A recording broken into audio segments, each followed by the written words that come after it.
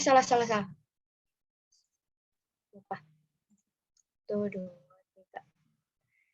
Assalamualaikum warahmatullahi wabarakatuh. Nama saya Rafina Syara Azmi dari kelas 22 di SMK SMAK Bogor. Di sini saya akan menerangkan kenapa integrasi nasional itu penting. Nah, sebelum itu kita kenalan dulu yuk dengan integrasi nasional. Nah, integrasi nasional adalah konsep yang mengarah pada terciptanya keutuhan bangsa. Karena kita tahu Indonesia itu memiliki banyak suku, agama, bahasa, dan keragaman lainnya, melalui upaya ini diharapkan bisa meningkatkan eksistensi dan memajukan kemajuan bangsa.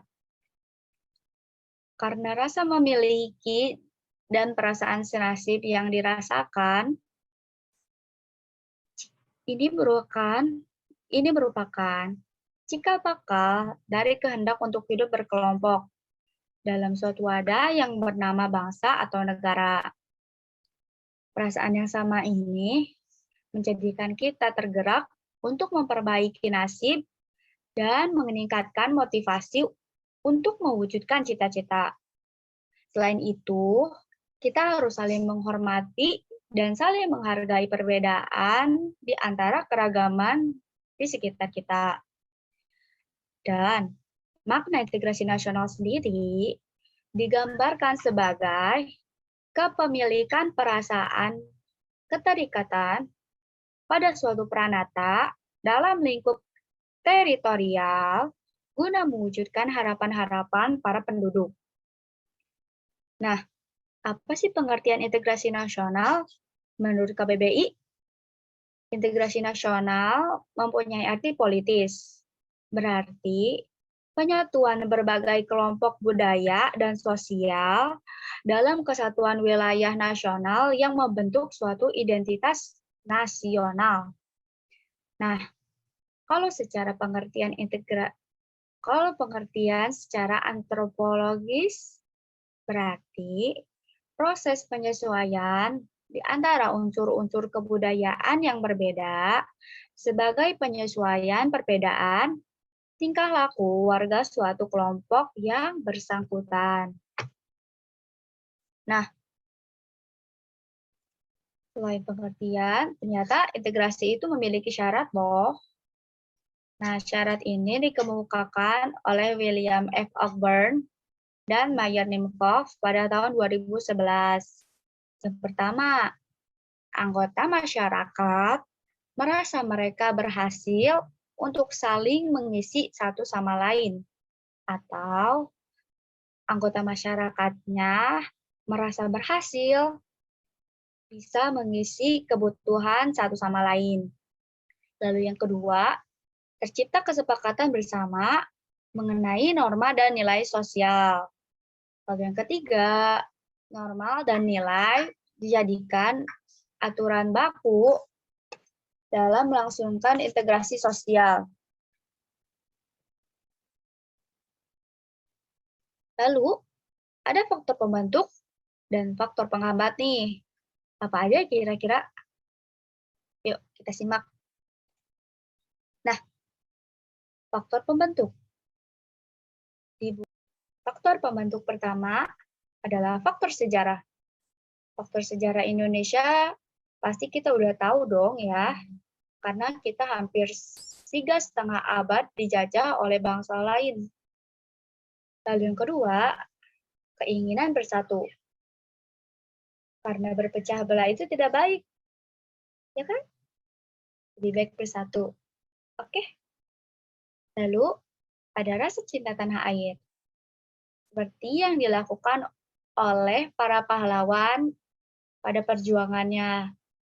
Dan rasa rela berkorban juga. Lalu yang kelima, kesepakatan atau konsensus nasional.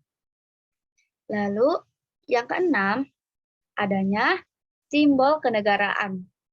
Seperti lambang Garuda, lambang Pancasila di Garuda. Lalu ada nih faktor penghambat. Nah, yang pertama adalah masyarakat heterogen. Masyarakat heterogen itu adalah masyarakat yang berkesukuan atau berkebangsaan masing-masing. Jadi, mereka itu hanya berkelompok sesuai dengan suku yang mereka anut. Nah, yang menyepelekan, sedangkan melebih-lebihkan suku miliknya sendiri. Lalu yang keempat, ada pembangunan tidak merata. Yang kelima, kurangnya minat budaya lokal dan tinggi minat budaya asing. Dan yang terakhir, ATHG.